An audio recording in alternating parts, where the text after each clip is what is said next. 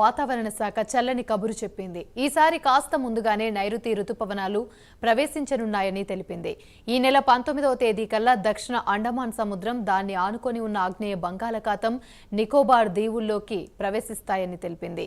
సాధారణంగా దక్షిణ అండమాన్ సముద్రంలోకి ఏటా మే 22న నైరుతి రుతుపవనాలు ప్రవేశిస్తాయి. తర్వాత వారం 10 రోజుల్లో కేరళను తాకుతాయి.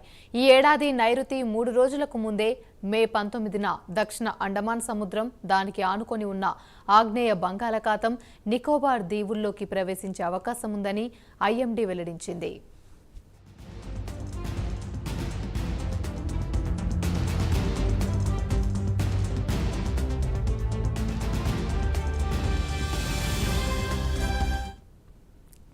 దక్షిణ కర్ణాటక నుంచి వాయువ్య మధ్యప్రదేశ్ వరకు విస్తరించి ఉన్న ద్రోణి ప్రభావంతో రాబోయే 4 రోజుల్లో రాష్ట్రంలో పలు ప్రాంతాల్లో పిడుగులతో కూడిన వర్షాలు కురుస్తాయని అమరావతి వాతావరణ శాఖ తెలిపింది. మంగళవారం వడగాలుల ప్రభావం ఉండదని శ్రీకాకుళం, విజయనగరం, పార్వతీపురం, మన్యం, అల్లూరి సీతారామరాజు, విశాఖపట్నం, అనకాపల్లి, కాకినాడ, కోనసీమ జిల్లా, తూర్పు గోదావరి, పశ్చిమ గోదావరి, ఏలూరు, కృష్ణా జిల్లాలో పిడుగులతో కూడిన తేలికపాటి నుంచి మోస్తరు వర్షాలు కురిసే అవకాశం ఉందని వాతావరణ శాఖ తెలిపింది.